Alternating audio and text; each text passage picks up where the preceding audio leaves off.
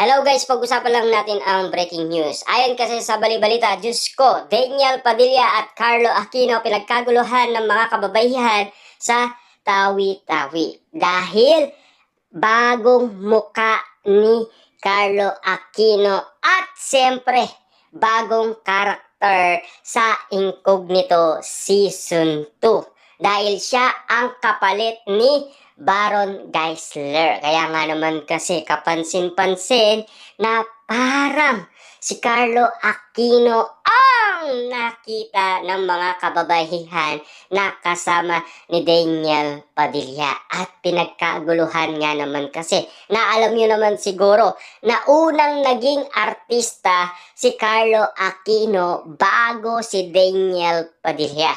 Siyempre matagal-tagal na rin si Carlo Aquino sa showbiz at lalong-lalo na nagbabalik siya at kasama pa ni Daniel Padilla. Grabe nga naman kasi na alam niyo naman siguro napakalupit din ni Carlo Aquino sa kanyang mga actingan moment kasi napanood na natin si Carlo Aquino sa iba't ibang niyang mga pelikula. At lalong-lalo na kasama pa niya si Daniel Padilla. At ano kaya ang magiging resulta nito? At kung bakit nga naman kasi lahat ng mga kababaihan sa Tawi-Tawi ay pinagkakaguluhan sina Daniel Padilla at Carlo Aquino. Grabe nga naman kasi ang mga karisma ng mga kagapuhan ni Daniel Padilla at Carlo Aquino na talagang buhay na buhay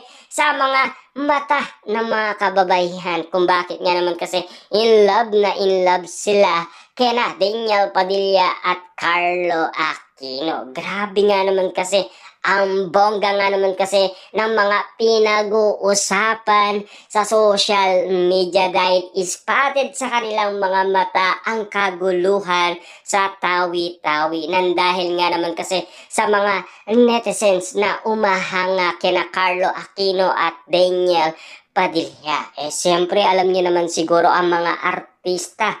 Napakagwapo nga naman kasi at napakabango.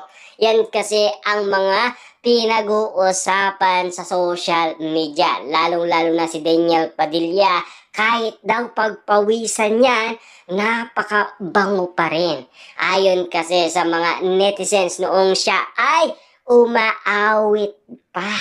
Dahil alam niyo naman siguro na unang umawit si Daniel Padilla bago siya sumabak sa teleserye. Diba?